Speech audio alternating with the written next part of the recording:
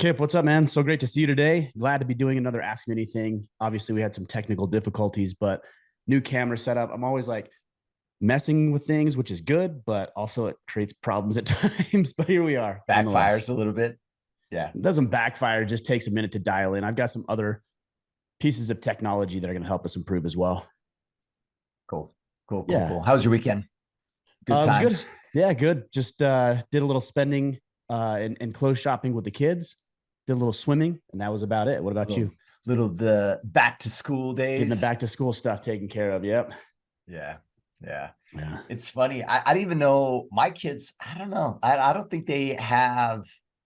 I don't think back to school shopping was what it was when we were kids. I remember back to school shopping was like the one time during the year that you would get clothes. And it was like this, it was kind of a special thing. You know what I Right. mean? And we kind of Right. don't even do that with our kids for the most part. I remember being excited thinking You know what I about think going back to changed school. that is Amazon. Yeah. Well, Yeah, Amazon and totally. just online ordering in general. Like you don't Because need you just to, get whenever you need it. Yeah. you You get didn't it have to whenever you like need it. go to Kmart Yeah. or whatever. Yeah. It comes within, 24 hours to get it. And it's usually cheaper. You can go into a store and pull something up and see that it's, $40 and you can just jump online real quick and like, oh, it's 25 right there. Same brand, same product, same everything. It's like, cool, I'll buy it there. So you Totally. have these companies Totally. that are like, shop local, shop local. It's like, I would love to, but if I can get something tomorrow for $25 instead of 40, Totally. I'm going to do it. So you better come up with a different value proposition than money because they ain't Yeah. cutting it. That scenario has ruined things for my kids because my kids will see, we just got back from Europe and my kids will see this thing, right, that they want from this special place. And I'm like, I check Amazon. I'm like, I can order that half the price, have it delivered. It'll be home by the time we don't even have to pack it. Right. Right. Which Yep. totally ruins the specialness of it, right? But it's kind Yeah. of funny. Yeah. I think there's a Anyhow, lesson in there that if you're going to add services or products or and offer those to people, like it's got to be based on something different than price. You got to build a culture around your company. That's one of the things that Origin I think does really well is they're not the cheapest. Like you can buy jeans yeah, somewhere else, you can buy a gi somewhere else, you can buy hunting gear somewhere else, you can buy boots somewhere else. It's not that it's the story. Yeah. cheapest. I hesitate to say story because it sounds manufactured for marketing. Yeah. It is the story, but it's actually the underlying culture of what they've created, which is 100% made and sourced in America. From dirt to denim, I think is one of the taglines they have. And Yeah. you can follow, I think even on their jeans, if you scan the little QR code, it'll show you the path that particular pair of jeans traveled from where the cotton was grown in the United States to how it migrated up to Maine, where they started doing the stitching and which facility actually created the denim and then they stitched it together to make the pants. Like that's the story. And so we're willing to invest in that. Not everybody is, and that's okay. Yeah. But those who are interested in it can invest in something above and beyond. Hey, that was just a cheap pair of jeans. Totally. Yeah. Totally. Yeah. It's such a strong movement from that Yeah. perspective. Yeah. Yeah. Super Well, let's cool. get into some questions Well, today, man. yeah, sounds good. So we're going to field questions from the Iron Council. To learn more about the Iron Council, go to orderofman.com/Iron Council. Max Stuckel, every time I mention marriage and children to those that I'm around on a daily basis, and even once here in the Iron Council, I'm told that I should wait a little while and live my life. I understand that I should be a better version of me before taking that step. But how do I know when the right time is to look for someone I want to marry and have children with? Right now, I'm only 23, but I have a more than likely irrational fear of dying alone and childless. Well, okay. So those are conflicting thoughts. If I have an irrational Yeah. fear of dying alone, you said yourself it's irrational. So here's my question. Because you have an irrational fear and you're acknowledging this of dying alone without a wife and kids, is that the reason you want to go get married? Yeah. Because And if and that's if it the is, reason, obviously, yeah. yeah, if that's the reason that you're going and you're thinking, I got to go get married, you're probably going to settle for somebody who isn't going to be somebody that you want to be married to for the long haul. And you might even look, I think there's nobility in virtue in sticking through a marriage like that. I'm not saying that it should or shouldn't. I'm saying that there's virtue in sticking with it and trying to make it work. But is that the foot that you want to start on? So here's what I would say. I don't think 23 is too young to look for a long-term partner. I mean, I was married at 23. How old were you when you got married, Kip? The first time 19, Now, so, granted, but neither one of our first marriages worked out. So take that for what it's next worth. question. I'm just I'm saying, just joking. I don't think it's too young to look. If you're interested in developing a long-term relationship, I'm not into the whole hookup culture. Let's date to date, or let's date to uh, sleep together, hook up. It's like, no, if you're trying to find a lifelong partner, then that's fine. But I wouldn't rush it just because you're afraid of being alone or dying alone. And that might be some deeper psychological issues going on there that I would Yeah. recommend working through. I think having a therapist, somebody who's trained to help you navigate where those feelings are coming from. Maybe it's a fear of abandonment, uh, like whatever that fear might be at the underlying of it, you need to work that out, because if you don't work that out, you're going to make a poor decision. You're going to make a compromised decision. And I certainly don't want you to do that. And you don't want to do that. Yeah. In the spirit of his question, Ryan, let's just assume that the irrational fear part was just kind of joking around. And we get back to the question of, when should I start being serious about finding a wife and building a family? Maybe recommendations of things that you would recommend that he have in place, whether mentally or physically, to perhaps set himself up for better success when getting married. Like, you should have these things together, right? In your Yeah. head, or, anything I like think that. it's more in your head than it is physically. I I agree. at 23 years old, I'm 42. My financial situation is going to be different than yours on the average. I'm not saying this always exists. There's exceptions to the rule, but generally I'm going to be wealthier than a 23-year-old, and there's Yeah. exceptions to that. But that doesn't mean you shouldn't get married because you're not independently wealthy. I know plenty of young people who have gotten married and been together for 50 plus years. Their maturity isn't quite there. Their finances aren't quite there. Like that, I think that's less relevant than a couple of things: knowing what you want in a mate, in a partner, and being very clear about what you're looking for. Number one. Number two, knowing what your boundaries are of how you'll be treated and how you'll be communicated with and how you'll be talked to. And then number three, the maturity to be able to hold those boundaries.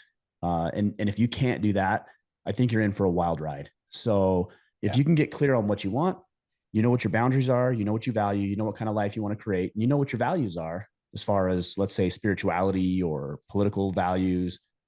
If those things aren't aligned, you're going to have a harder time. So really get clear on who you are, what you're about, what your boundaries are, what you value, and then you can date while you're actively looking for a long-term partner, but somebody who aligns with those values for the most part. I'm not saying everything has to be aligned, but for the most part, those alignments should be there, because marriage is tough as it is if everything's aligned. But yeah. I like the one thing that you said that really resonated for me is, like, know who you are. I think the more that we can ensure that we understand our quirks, right? Our triggers, and, what, things that we're carrying, kind of baggage that we're carrying into the marriage from our upbringing, and understand, those are kind of tougher areas for us, the better, right? Because otherwise those are blind spots to you. And then all of a sudden you're going to be hopping in marriage and you're going to be like, oh, she's this, she's that. And you're not even taking ownership for how you're emotionally responding to things, because your emotional intelligence is low. So Right. I think a focus around emotional intelligence and who you are as a person, and whether they're good and whether they're bad, what triggers do you have and what kind of things are in place. So then that way you can make a conscious choice on finding the right partner. Well, one thing and this is years and years ago, Asia and I we were talking to our psychiatrist, and it was funny because, we're working through kind of our unique issues, like, individually. And I'm like, this is a shit show. And he's like, what do you mean? I'm like, what's the probability that I go marry someone that falls exactly in line with the very thing that causes my triggers and vice versa, right? Yeah. And he's like, and that's often what we do because we want to validate our emotional state. And so a lot of the time we kind of end up marrying someone that is almost kind of negatively promotes those struggles in our lives. And so and not that I have any regret whatsoever marrying Asia, but I'm like, oh, that's interesting how valuable that have been during the dating process, knowing that, oh man, these certain type of personalities or whatever are going to benefit me and other ones may not, and may make life even more difficult. So just that self-awareness, I think, is so critical. Yeah, definitely. Definitely. Cool. What's next? All right. All right. Stephen Hooper. When does a man truly know that he is a man? Being a lone wolf is more trouble than it's worth. So he must be willing to understand this before he ascends. It's a hard thing to answer. Like, you're a man when you check off these things or when you feel a certain way. So that's a tough one to answer. I mean, I've answered the question about what does it mean to be a man, but that's different than when do you feel like you're a man. And what I would say is that the best thing that we can do is actively be on the path of manliness. That's all I can say. And when you're actively working towards becoming a better man, then you're going to feel like that. If you got up and worked out, you're going to feel more like a man. If you had assertive communication today, you're going to feel more like a man.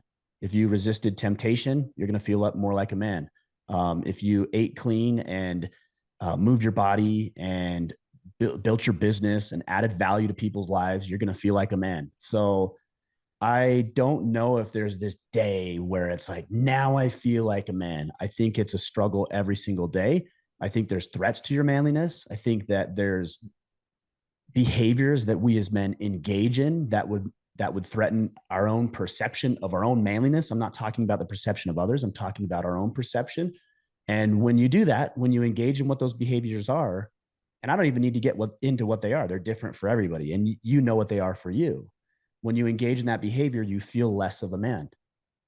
When you resist that behavior and move towards behaviors that are more conducive to your growth and development as a man, you feel more manly. So every day it's a battle. That's why I often talk about the battles that we have, the battle to reclaim and restore masculinity, the battle for manliness. I talk about this because every day there is a war that we need to fight to ensure that we're being the type of men that we have a desire to be. So did you win today? That's what I would ask you. Did you win today? Even better, did you win this morning? We're recording this at 9:30 Mountain Time on Monday morning. Did you win the last 3 or 4 hours, however long you've been up? And if the answer is yes, I can pretty well bet that you feel more manly than you did when you went to bed. If you didn't, then you feel less of a man. Yeah, I like that. I like that a lot. Like, did I win this morning? Okay. Or even evaluating. What does winning look like today, Stephen, at work? What does winning look like between now and the end of the day? Right. And then being able to assess and go, yeah, you know what? I won that. Yeah, I like that a lot. Yeah. Matt Hadfield, what does it look like for you to rest well? Currently on holiday with the family and been pondering this. Do you find it easy to rest? How do you rest? What do you feel men need to be aware of as they approach rest in their lives throughout the week, as well as during occasions like holidays?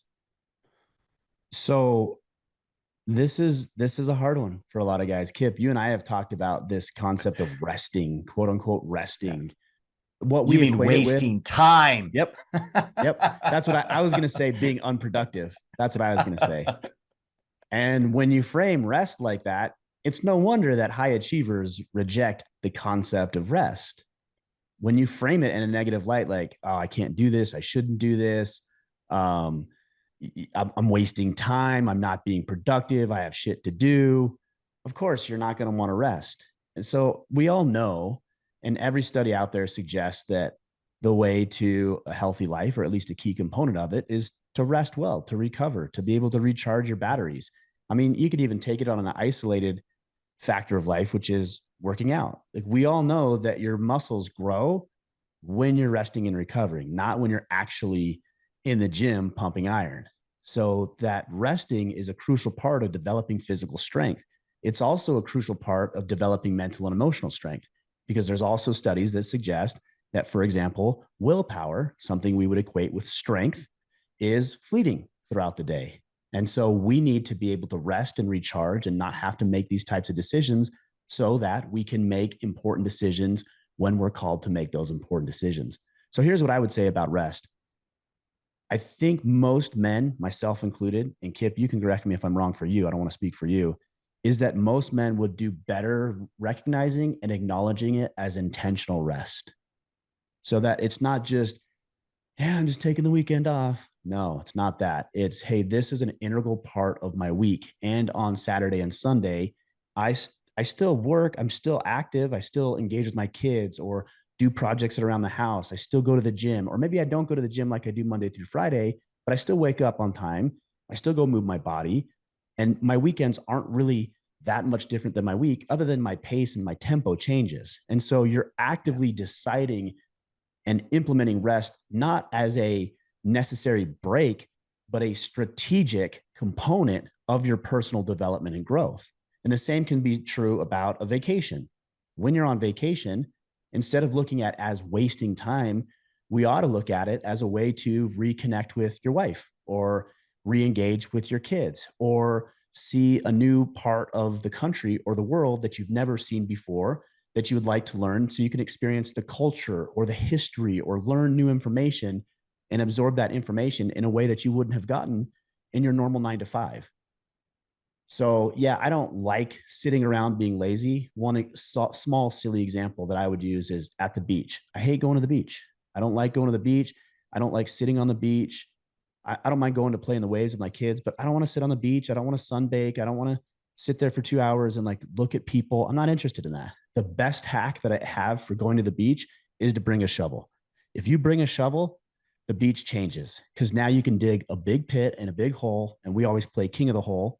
And I get in or the kids get in. And our goal is to get into the hole and kick everybody else out.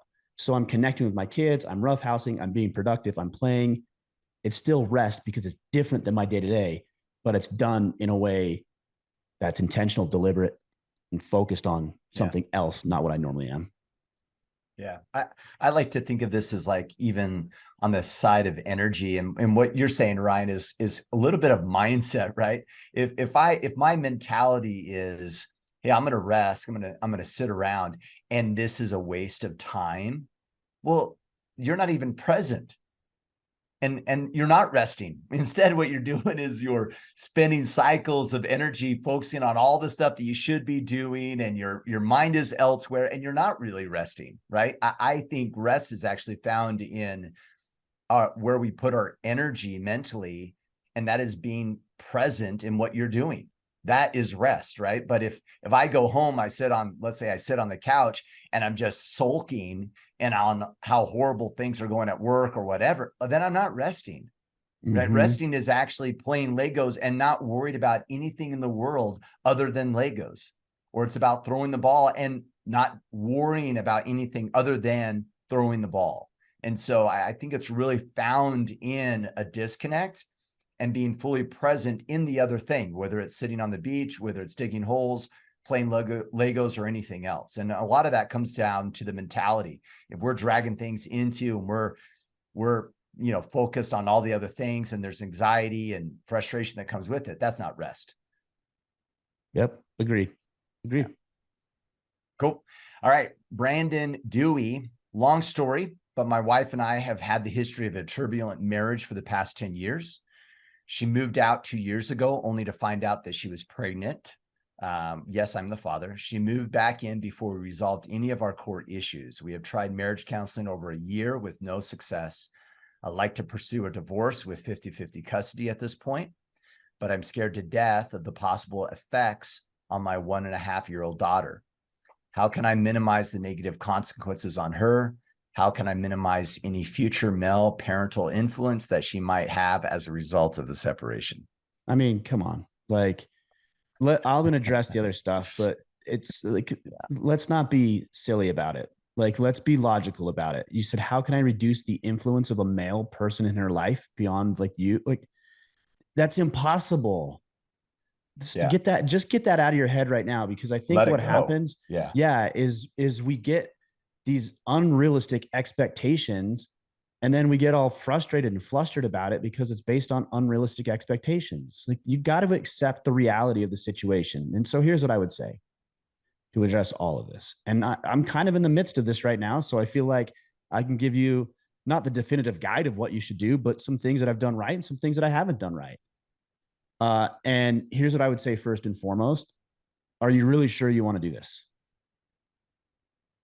I'm not saying it is or isn't. I don't know. I don't know your situation. I don't know what's going on. You shared a couple of sentences here. That's not enough information for me to say you should or should not. It's not my place, anyways, even if I had all the information. But I just want to advise you that I've my ex-wife asked for a divorce in July of last year. We finalized that divorce in, I believe it was February of this year. So, I'm on the other side of this to some degree. I'm not far past it, but I am on the other side of it. And I have a clean conscience knowing that I tried everything I could to make the marriage work. And if I didn't have that, I think I'd be struggling a whole lot more. And there's a lot of things I have guilt and shame and remorse over, specifically regarding my children. But I don't have a guilty conscience about my efforts and the work that I put in to try to make the marriage work. That my conscience is clear on that one. And I want to make sure that if you go through with this, that your conscience is clear too. Because if it's not, I think it's going to be significantly harder than it has to be. Okay. Now, with that said, if you decide that this is the route you're going to go, then make sure that you fight for your rights as a father. Make sure that you're amicable to whatever degree that you can be amicable with your ex-wife. And make sure that you pour into that little girl. I believe, was it a 1.5-year-old little girl? Yes. Pour into her. Now, here's the thing that I notice is my younger kids are having a significantly easier time through all of this than my older kids. And your daughter is 1.5. So that's actually a good thing. If she was 12 or 13 or 15 or 16, I think it would be significantly harder because she's not really going to know any different.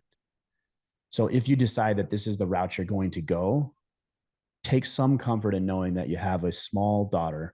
Hopefully you can be amicable and work with your ex-wife for 50-50 custody.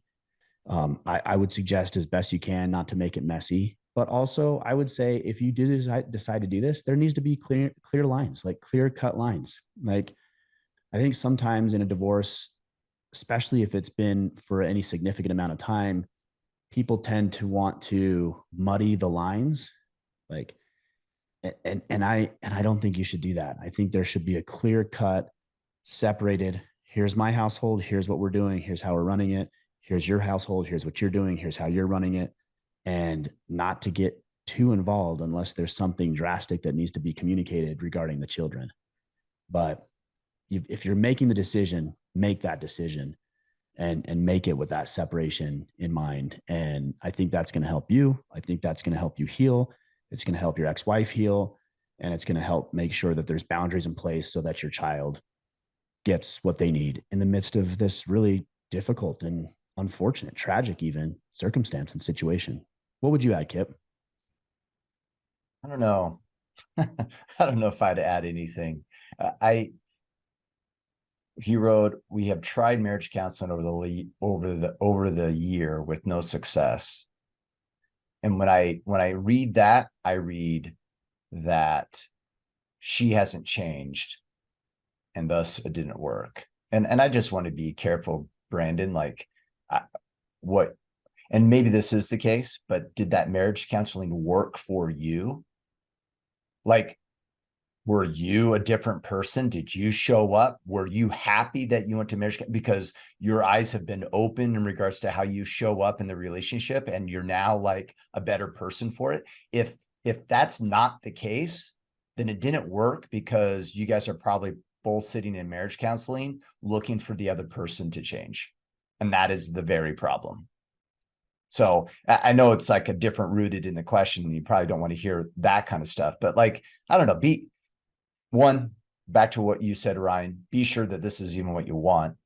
And because you're like, well, I'm concerned about the effects. Well, yeah, you should be concerned, actually, because the effects on your daughter, like I use this analogy all the time, like, oh, because I hate kids are overly resilient, they'll be fine, blah, blah, blah. It's like, yeah, until my son's 24 and he has commitment issues and he doesn't know where that comes from. Oh, maybe it has to do with us, right? And our choice to get divorced and unable as a couple to pull it off, right? Like, are the effects going to be there on your kids? Hell yeah, they are.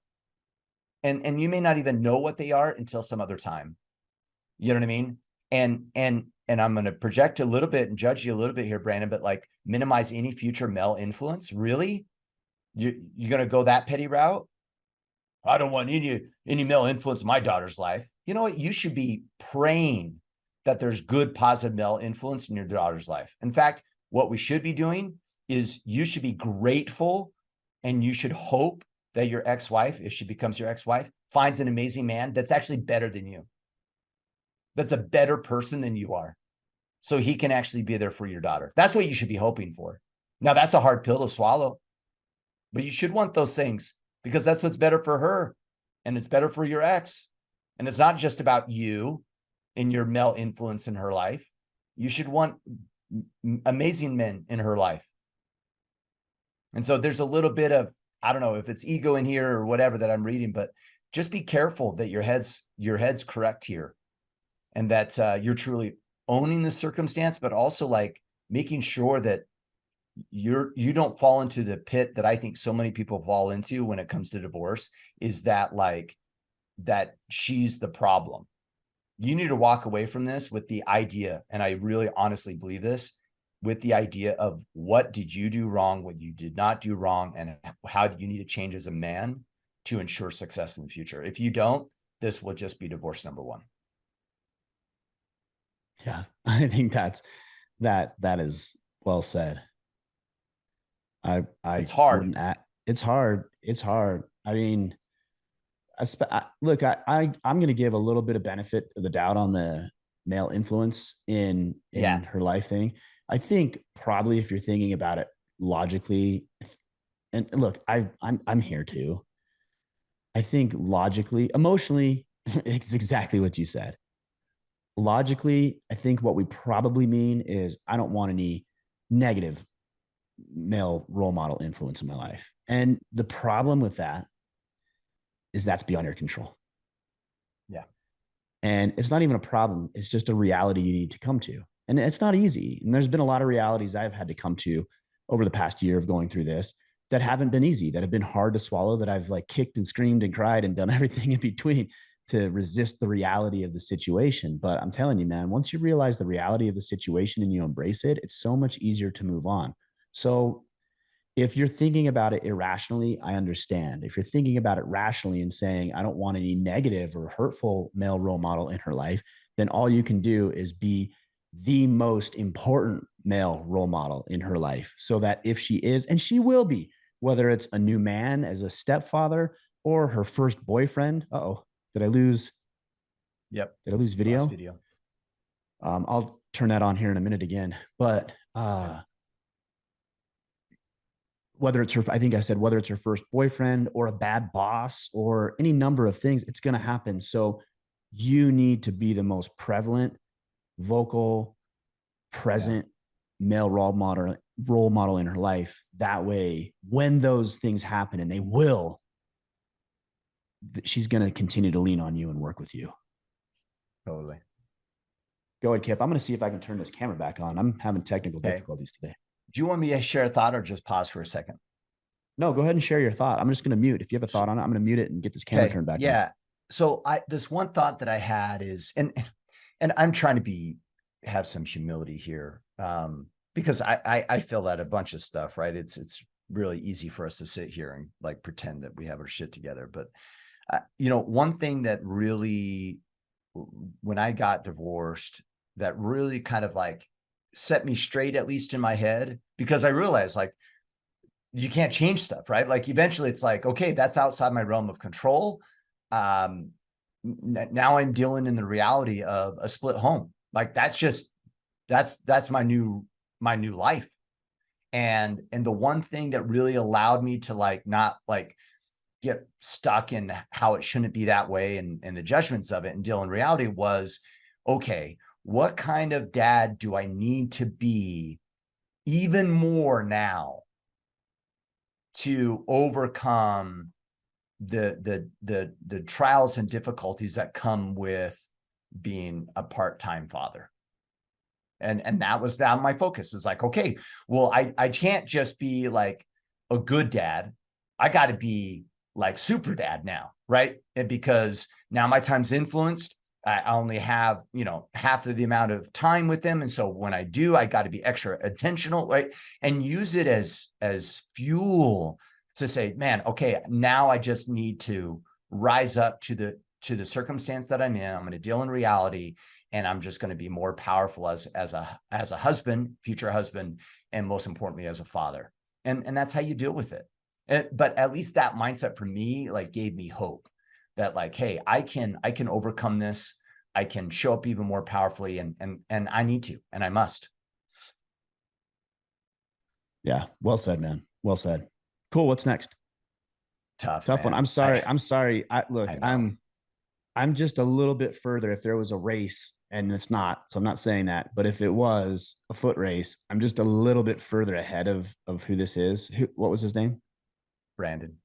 I'm just a little further ahead of Brandon. So I think that's good because I can see how it gets better, but also I still have a lot of the same feelings that Brandon's having right now. So Yeah.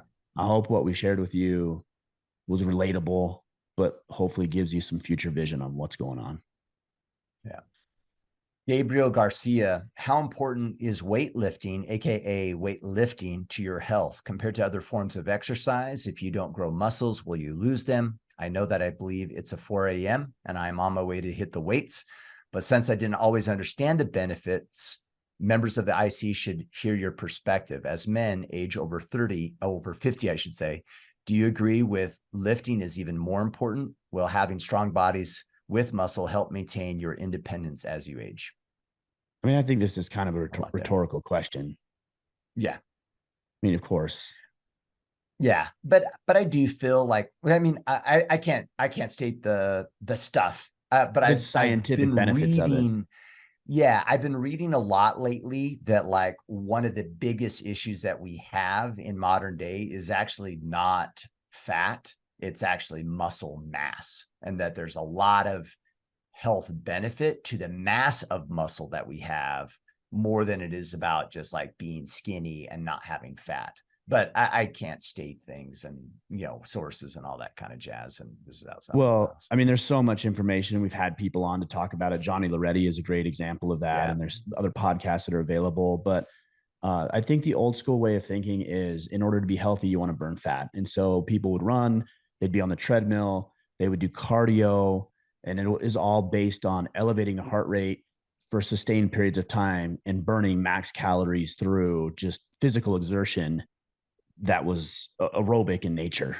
Yeah.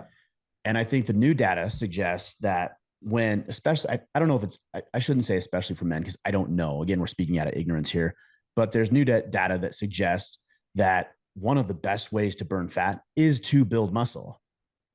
Yeah. So there's some other old school way of thinking with regards to nutrition that in order to lose fat, you have to not eat fat. Well, that's not true either. Yeah. One of the most effective ways, based on what I've heard, seen, and the people I've talked with, to lose fat is to eat correctly. And I just say eat clean. And people say, what do you mean? It's very simple. You eat protein, you eat a good array of vegetables, and you get some starches in there, sweet potatoes, rice, that sort of thing in there. It's very simple. And you drink a lot of water. It's not sexy. It's not the latest fad diet. I don't stick to that 100% or even 60 to 70% most of the time, but we all know what it is. But if you eat good, healthy protein, you eat a wide array of vegetables, and you get your starches in there, I mean, that's real, and some carbs. We don't want to overdo on the carbs, which I can tend to do with the chips and the breads and the pastas and the this and the that. So we don't, because that just turns to sugar. So we got to be careful of that. I'm not saying we shouldn't have it in our diet, but we got to be careful of it.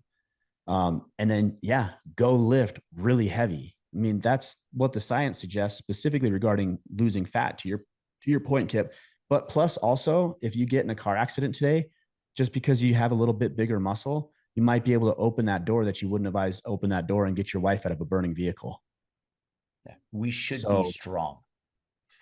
and I look, I see guys who are flaily and weak and like you need to be stronger. Like on an anecdotal level, even like, yes, physicality, the ability to defend yourself, but even on an anecdotal level, people are just going to respect you more if you have some weight on you. Like if the proportions are right, the dimensions are right, you've got big, thick, broad shoulders, you've got large biceps, you've got veins popping out of your forearms, you carry yourself well because you're not slunched over or you're not kind of walking around like a beanpole. People are going to look at you differently. Women are going to look at you differently. Men, future employers, future clients, everybody's going to look at you different. Forget about the actual tangible health benefits of it. Think about the psyche that comes with that. Like take two guys, everything else being equal. One's a little doughy around the midsection. He's got beanpole arms. The other one's tight and he's got, 4-pack or 6-pack abs and he's got broad shoulders and he's lean and he's jacked. Who's going to be more confident? All things being equal. That guy, of course. And he's going to carry himself different and people are going to notice that and he's going to create more opportunities for himself. So the evidence is there, both data wise and anecdotally, that it's better that men are stronger. Yeah, totally. But I will say this too about this yeah, though, because here's one thing I often hear people say, well, muscles aren't everything. I'm not saying that. There's a false dichotomy. I'm not saying that because a guy is strong that he has to be this quintessential meathead jock kind of guy where he's dumb and can't do anything else. John Lovell talked about it. Warrior poet. I'm not saying that your strength and physicality should come at the expense of your empathy and kindness, ability to communicate, ability to read others, ability to cast vision.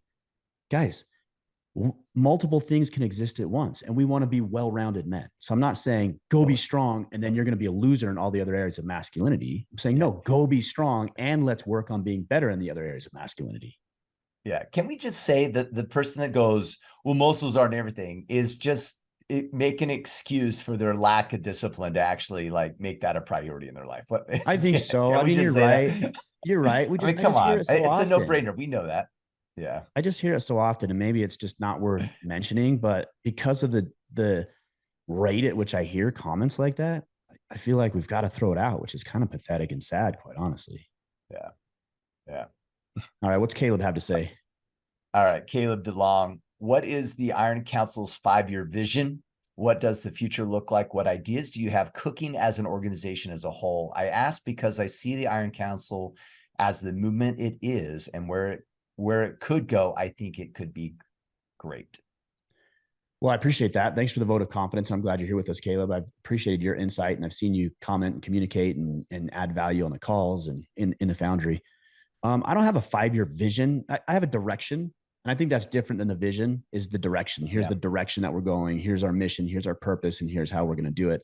But we've talked about it, Caleb, and you know this. I operate in 12-week battle plans. My vision, it could be a 5-year vision. It could be a 1-year vision. I'm willing to flex on what that vision looks like over the next 12 weeks or over the next 12 months. It might change based on my own personal preferences or desires or external circumstances. And so I'm able to pivot and adjust that vision as I see fit and necessary. But yeah, I have things that I'm going to implement. One of the things that we just implemented just last week, in fact, I did this morning, is I started posting the raw, uncut, unedited versions of my interview podcast. So when guys are in the Iron Council, they're going to get the unedited version of the podcast, video and audio before anybody else. But the value in that is they're also going to get the pre-conversation podcast and the post-conversation podcast. And over 8.5 years now of doing this, a lot of the value, there's a lot, I wish I would have done this all along, comes before I actually hit record or after I end it and stop recording. My guests will say something. I'm like, man, why didn't you say that 10 minutes ago? Yeah.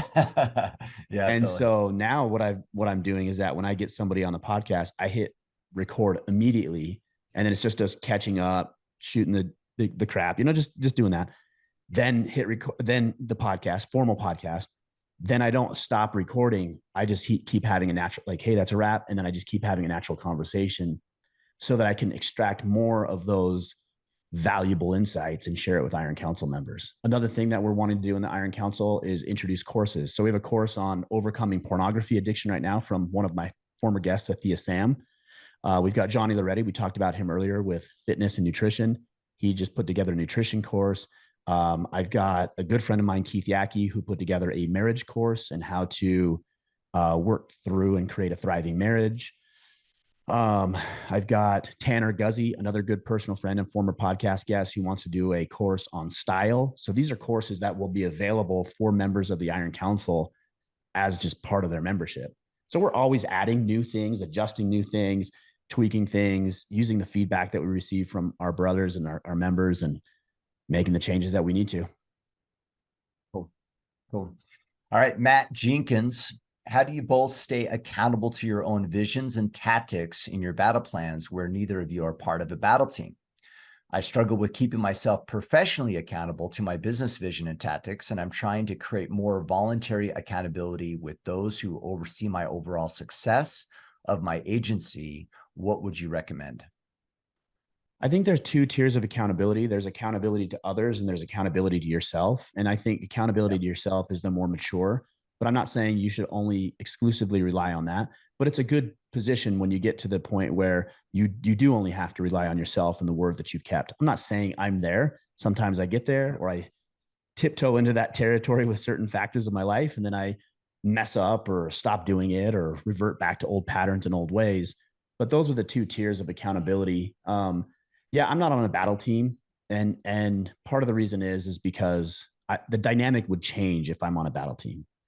If I, the founder of Order of Man and the Iron Council, were on a battle team, then that battle team is no longer about the members; it's about me, and it would be overrun for me. Guys that want to give me advice, guys that want to help, all coming from a great place, but it wouldn't allow the guys to get what they need by being members of the battle team. But you're right, Matt, and I think in a lot of ways with the struggles I've had over the past year or so, as a result of not having a close band of brothers in my life that I speak openly and honestly to. And Kip, I actually wanted to ask you some personal questions at the end of this podcast that I'm not going to record or make available to Iron Council members. Because I recognize that I have a really tremendous asset, and I'm not trying to dehumanize you when I say that, but a tremendous asset in you with your friendship and your knowledge and your experience that I haven't quite fully leaned into. And a lot of that has been fear. A lot of that has been ego driven. I want you and other people I respect, to think highly of me. And I'm trying to learn to make myself more open to people who are credible and people who care about me. And if they don't have either one of those, I can't disclose some of these things. But if they care about me and they're credible, then I know that even if they aren't as graceful as maybe I would like or forgiving as I would like in their delivery, I know they care about me and I know they're a credible source of information for me. So I'm actually actively right now, currently working on identifying who those people are. And the best way I found to do that is by dipping my toe into the water. So Kip, I know you'd be that for me because we've had those conversations, but there's other people I'm like, I wonder what this relationship could look like if I were to ask this person some questions that I haven't felt comfortable asking before. And if it's received well, okay, look, maybe this is something I ought to take another step into. If it's received poorly, then I know, okay, maybe this isn't the type of relationship where this is going to be somebody for accountability. This is going to be more of a surface level conversation, relationship, which is fine, but I want to know what it is. Yeah. And to your second question, Matt, right? Just to reiterate it, trying to create a more voluntary accountability with those who oversee my overall success of the agency. So I'd be careful. Like sometimes we'll put cadences of accountability in place for the sake of accountability. And you want to be mindful that like, okay, well, these are people that overall see the success of your agency. So I'm assuming they're also in a position to provide guidance and direction and recommendation to you, right? So I would create cadences with them. So what is the cadence? Is it a weekly cadence? Or is it every 2 weeks? Is it monthly? But I would get really clear on what is your agency, what is required for your agency to win, what do you need to be doing, communicate that strategy and do report backs in regards to you executing in those areas for one, so you're reporting it to them, but so they can provide guidance and direction in regards to where you're going as well. Right. The last thing you want is take up people's time and like, oh, Ryan, let's be accountable to each other and we'll have a call every day. And we're both rolling our eyes going, why are we even doing this? Right. Like, so you want to make sure that it's aligned and it makes sense and that they're clear what their role is. And, but there's power in that, Matt, in you creating a cadence by which you're asking these people to provide guidance and direction, and you're reporting back what you're doing and what you're not doing. And I would take it really, really serious, like very serious, around you doing the work that you said you would do, and create an environment where they call you out if you didn't do it. And what do we do when we're out of integrity? And I always love this. And now, and I don't know if I've ever shared this before, but it's really funny. The process, I'm getting a little religious here, the process of repentance and the process of restoring your integrity and the process of taking ownership are all exactly the same. And maybe translated another way, the process of learning. The process of learning is accepting accountability, realizing what you failed, getting clear on the impact, pivoting, and recommitting that you're not going to do it again. So that's how you learn. That's how you grow. Follow those processes and follow the process to restore your integrity and ensure that you're reporting back when we don't execute on what we said we would do. It's also that process you're talking about makes people want to build accountability relationships with you. Because if you're not doing that, people are not going to be interested in that for the long haul. They might do it in the short term because they do care about you. Or in the case of higher ups, you're being accountable. Do they have a vested interest in you improving? Right. But they're not going to do that over the long haul. One other thing I would add on this, Kip, is I'm going to be very careful in the way I say this because I don't want it to come out incorrectly. But I told you the two criteria. The two criteria are care and credibility. That's the criteria for me. Yeah. To enlist someone to hold you accountable. Got it. Exactly. Yeah. Yeah. And I would also maybe throw in there that we have some alignment in our purpose or values. There's got to be some alignment in there, but I think that's a given. I think accountability gets thrown around. The word accountability gets thrown around a lot like the word vulnerability. And I don't actually have a problem with the concept of vulnerability when used correctly. So, for example, when I told you I wanted to ask you a couple of questions, you could say that that's me being vulnerable, but I'm not doing it to virtue signal. I'm doing it because I have some things I'd like to figure out and I value your opinion and would like to hear it as I make decisions moving forward. So I am being vulnerable, but it's with a purpose. Accountability is other than the purpose being just to be vulnerable. Yeah. Which is what a lot of people do because it's such, a buzzword these days. But accountability is the same. It's like, let's be accountable. What does that mean? I don't know. We need to be accountable because that's what we're supposed to do. Is it? Or like, do we really want to do this? And what I would say is because people think they just need to be accountable and because of the position I'm in, I get a lot of emails and messages from men who want to be accountable to me. And here's where I want to be careful on what I'm saying. What are the criteria?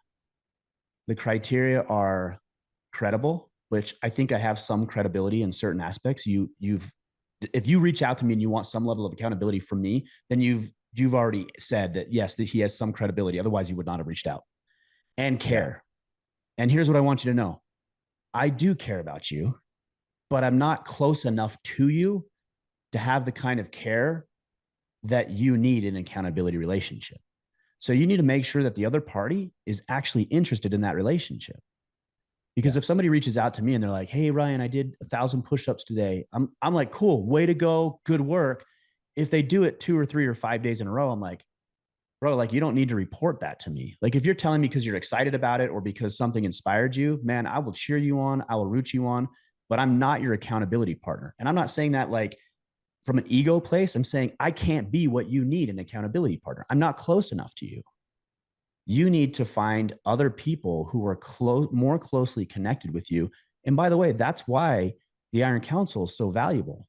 I saw a message or an email or something the other day that I think was a comment on YouTube. And he said, the problem is finding guys in my area who aren't lazy and who don't, who actually care about self-development. Right. I understand that. That's why we have the Iron Council. And you can band with us in the Iron Council and have 10, 11, 12 other brothers who have credibility and care for you and a closeness, a connection, yeah, where it will actually serve you well. And it's not just accountability for accountability's sake. So this is a two-way street. You can't just bombard people and say, hey, Ryan, I did 1,000 push-ups and I'm going to send you an email every day for 30 days. I'm like, don't do that. You're wasting your time and I don't have time. Like, go find somebody who you can do that with together in close proximity. And then it's going to be that much more powerful. Yeah, that's a really good point, because like you reporting back, that's not accountability, right? Accountability takes effort, right? Like if you ask me to help hold you accountable, that's an investment on my time, right? Because to do that well, it's not me listening to what you did or did not do. For me to do that well is to have the conversation around, hey, Ryan, what's going on? Right? Where are you blocked on that commitment in regards to executing and having the conversation to get through things, right? It's not just, okay, good job. Hey, bring up those numbers. That's not even in the realm of accountability. And that's where, I mean, that's why this is one of the things we've talked about, and we talk about, it seems a lot with battle team leaders, is like our misunderstanding of accountability is a whole other thing, right? Where I think accountability, we often look at as like, giving out tickets and telling people to do burpees or whatever. It's like, no, more of it's about facilitating things and conversations that help people get unblocked to honor their commitments. And that takes effort. Like there's an investment on my part to hold you accountable. It's not just me listening. Right. Yep. Exactly. Yeah, it's a good point. Cool. Couple more questions. We have those two from Facebook if you want to. Yeah, we can do rapid fire on those. If we can hit all of them, I'd rather hit all of them. So do what we can. Okay, sounds good. Let's do Caleb's first, just in case we ran out of time. I actually really like this question.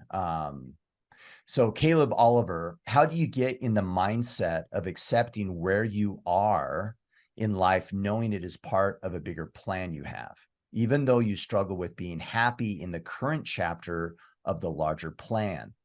For example, I'm home watching our baby while building our company. As slow as it's going, while my wife makes really good money that is investing in our 3-year plan. I would rather be out there getting after it for 12 hours a day, and she wants to be home with the baby, but we know where we're going and it will pay off. But what is it worth the disconnect? Yeah. Well, Caleb, I appreciate you. Caleb's a good friend, and man, he's actually pretty incredible the way that we connected. Like when I moved to Maine, he called me up and he said, hey, I've been listening to your podcast, and I'm an electrician. If you need any electrical work, let me know. And that's how we got connected. I said, actually, I do need some electrical work in the barn. Come over. And he did some work with me. He did some pro bono work, and I appreciated that. And then I ended up hiring him and his brother for other work, and we become good friends, and they used the barn to get married. So great relationship with Case, rebuilding my Scout right now. So Caleb's awesome. An analogy that came to mind as you were talking, Caleb, is I was thinking about like a track star, like somebody who's going to run a race, and they've done everything they can. Like they've worked out and they've trained and they're eating right and they're fueling their body correctly and they've grown like they've done everything. Their mental space is right. Like they've done everything they can. And then they get to race day. And I'm not a track person, but whatever their event is, it's probably not first, right? Because there's only one first, and the odds are that your event is later in the day. Yeah. Okay. It always seems like those The anxious events, you're like the last of the day, and you're like now tired, and right. And so it could be frustrating because you're like, I'm ready. Like I'm ready to go, and I can't race. So I get that it's frustrating. And then what happens is it's finally time for your event. And you go out onto the track and you get warmed up and you do everything you need to do to prepare for this race. And you go to your starting position. And depending on the race, what do? You get in a starting block. And here you are on the starting block, and you're looking up and you're like, I want to get there. I know the finish line is there. I got to run around this track once or half or 8 times or whatever it is. Like that's the finish line. I just want to go. But you're not frustrated that you're at the starting block. It's an integral part of the process. And what you get to do at the starting block is to push off of the starting block when the time comes, when that gun sounds, it's a part of the process. It's not a hindrance. It's part of what needs to happen for you to have if we're using that analogy, a competitive race. The point that I'm making is that right now is you're at the starting block, and it's just an integral part of the process. It's frustrating when you're a high achiever, but also when you're young, because you don't feel like you're getting as much traction as you can. But that's like saying that a runner is not getting traction because he's stuck in the starting block waiting for the gun to go off. He's not frustrated. It's just a part of the process. So, what I would say is while you're in this quote unquote starting block, is use your time correctly. If you're home with a baby, because that's what works out with a relationship with you and your wife, and she's making more money than you currently do, what can you be doing to listen to podcasts, to read books, to develop and build friendships, to have conversations with people who matter, to fuel your mind, fuel your body, keep working out, keep exercising, so that when the gun does go off, and it will go off, that you're in the best possible position to move forward. So let's not look at this as like, oh, I'm just stuck in this pattern. Yeah, No, you're something's at the wrong. starting Yeah. block. Get in the right, and that's what runners do, right? They get their cleats in there and they dig in the way they want, and they've got their stance. Again, I'm not a runner, but so you guys will correct me if I butcher this, but they're, whatever their position is, they're getting their butt up or their knees down. I don't know what it is, but they're getting ready and they're doing the work so that when the gun sounds, they put themselves in the best possible position to win the race. And that's what you're doing right now. You're in the starting block.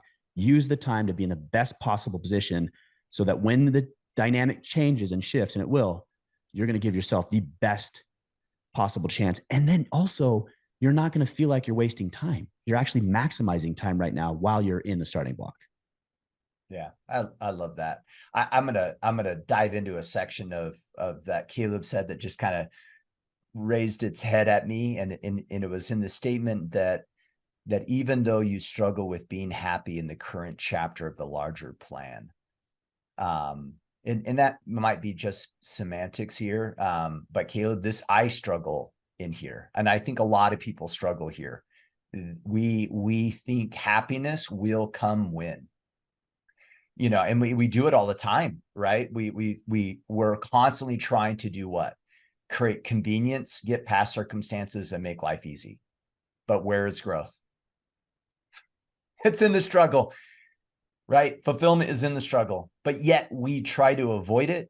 And when we're in it, we don't embrace it.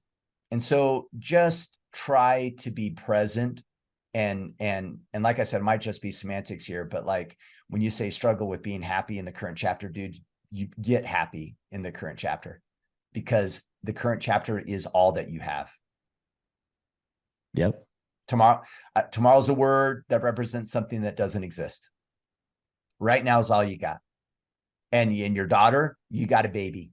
And to show up powerfully means that you need to be happy now, not tomorrow, not when a business is created, not when the house is finished, not when life is going smooth, and then I'll enjoy life. Because I don't know about you, Ryan, but I in my younger years, I was raised on a farm, and I remember I saw my dad's check once, and he worked at the coal mine. So this was his coal mine check, not his elusive money that he made as a farmer, which I don't think he ever made any money doing farming. But nonetheless, I saw his check once, and I did the math, and I thought, this guy makes $40K a year. And at the time I was probably, I was high school. So my dad's, late 40s. Is that right? No. He would have been like in his 50s. Right. And I remember thinking, man, if I could just make that much money, then life would be good. And that was my focus. And so got out of college, made 40. And guess what, man? I wasn't any more happier. I felt just as pressured or whatever. And then I thought, oh man, when I make 60, when I make 60, then life will be easy. 60 came and gone. It was no easier than 40. Same with 80. You know what I mean? And eventually you realize, you're like, holy crap, it has nothing to do with how much money you make. It has nothing to do with the company being built. And now don't get me wrong. Will that give you fulfillment, and the process will be great for you and your wife, and it'll give you a sense of accomplishment? Without a doubt. But I would probably suggest that as you look back, the moment you're in right now is probably the most memorable time. So embrace the struggle, embrace what you're experiencing right now, because this is beautiful. Yeah. Yeah. Well And said. don't get wrapped up into the future, you know? Yeah. So, I agree. Okay. What's the last question? okay. All right. Last question. Austin Chamberlain, love what you guys are doing with the show, especially Kip. He is amazing. I'm just joking. I added that part. Okay. Love the We all know show. you added that, of course. Like you didn't I need to didn't have to say say that. anything. It really is great to help and assess. It's a really great asset for us men to refer back to as we use it for motivation. As a man, 1 year out of college and into engineering role at a high-end 1911 manufacturer, I don't know what that means. What are some good marketing Firearms, maybe. skills outside of engineering that I could learn to increase my value to the company? I'm already reading books about business, and I'm starting to firearms instruction business as well to learn and grow. Thanks again, Ryan. You guys rock. Yeah, I think he's talking about, because he's, especially since he said it, firearms like 1911. He's talking about a firearm manufacturing company, I think. Got it. Got it. Um, So Here's good what I would marketable suggest. skills outside Yeah. of engineering. Yeah. Here's what I would suggest. Your ability to communicate effectively is going to be important. And the other thing that I think would be really, really beneficial is sometimes you engineering types or accounting types, you can see it so clearly in your head and it works really well for you, but it doesn't work for the layman. And the odds are that a lot of your upper management, they might not even be engineers, that they might be business people. And so all of a sudden, now there's a disconnect. You've got the engineering department, smart, intelligent, capable people like yourself who have these great ideas, and you have these upper management people who are smart, intelligent, hardworking people, but you guys are speaking a different language. You're not like, it would be, if Kip, if I had a conversation with you today where I'm speaking English and you're speaking Spanish, how productive is that conversation going to be? It's not. So I think one of the most marketable skills as an engineer that you can learn, this goes for accountants, this goes for attorneys, this goes for anybody who's technical in nature, STEM type businesses and careers, is learn the other side of it so that you can communicate effectively with management. And if you are the only one who can communicate complex, difficult, challenging engineering scenarios to a leadership team who doesn't speak engineering, you're going to make yourself indispensable. And every time they have a question or have a project they want to do or need to get some clarity on, guess who they're coming to? The one that speaks their language, because it's easier to communicate. So look, I don't know in theory necessarily how you do that other than immerse yourself in the world of business, immerse yourself in trying to be empathetic to what they're doing. I think too often when we have contention like this, we're like, well, they're idiots. They're just being dumb. They don't want to get it. Really? The guy who's leading the organization that wants to grow the organization, the guy whose career is based on whether or not he produces better than you guys did last year, really, you don't think he cares about growth? You don't think he cares about innovation? You don't think he cares about what we're delivering to the customer? Of course he cares. He just doesn't speak your language. So use some empathy in how you approach them. Try to see it from their side. And in fact, ask really good questions. Maybe there's businessmen who are already in your circle who would be willing to sit down with you and talk about what their biggest struggles are with their manufacturing teams or their R&D teams or their engineering teams. And then that gives you a little bit of a glimpse into what they're dealing with so you can adequately approach your leadership team. Yeah, that's spot on, man.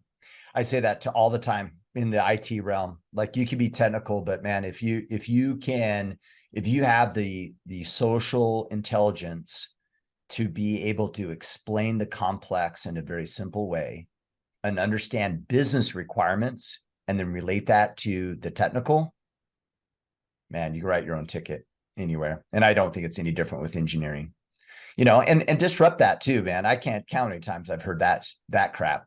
Well, engineers, it's like, dude, like it's a cop out, right? It's like, no, don't be that type of engineer. Yeah. Don't accept this fact that, you're a different breed and that's just the way we are. It's like, no, be great at sales, actually be an amazing sales rep, pre-sales engineer that can sell just as good as an accountant or as a sales rep, but also can do all the engineering work at the same time. Right. Like, yeah. when you were Yeah. saying that, I was thinking like, you said, don't be that type of engineer. Don't be that type of engineer who's like, oh, we're just different, but also don't be the guy who thinks you're better than everybody just because Yeah, you know the totally. technical side of it. Like, okay, Yeah. so you can draw up a really cool schematic, or you can build the machines that builds the thing, the 1911s. Cool. Go sell me a 1911. Yeah. Go, Convince me why I need to have right. one. Yeah. Yeah. Oh, well, I don't do that. Right. Because you're not an expert in everything. And so just because you're good, what is it? The quote that's often attributed, I think, to Albert Einstein. If you judge a fish's ability to climb a tree, he'll spend his whole life thinking he's an idiot. Yeah. Like, okay, you might not be able to climb a tree, but you can swim. And I might not be able to swim, but I can climb a tree. So who's better? Well, it's better to the degree that the market needs it. So if we need something out of a tree, then the one who's better today is the guy who can climb the tree, not the person who can swim, and vice versa on days that we need something out of the water. Totally. Totally. Nah, good Cool. call. Let's wrap it up, man. All right. Yeah. So a couple calls to action. We mentioned this, I think, the week before last, but for those guys that are interested in the Iron Council, get connected with Mr. Mickler on Twitter and Instagram at Ryan Mickler. And in the meantime, sign up for Battle Ready. That's orderofman.com/battle ready. That is a self-paced process. So you can get your battle plan flushed out and then be able to join us in the Iron Council next quarter. To look into the Iron Council, learn more, go to orderofman.com/Iron Council. Anything on the storefront? No, we've got a new design, a hold fast shirt coming out very quickly. So that should be here, I would hope, this week. And then we'll get that in the store as quickly as we can. And we're trying to reorder all the shirts.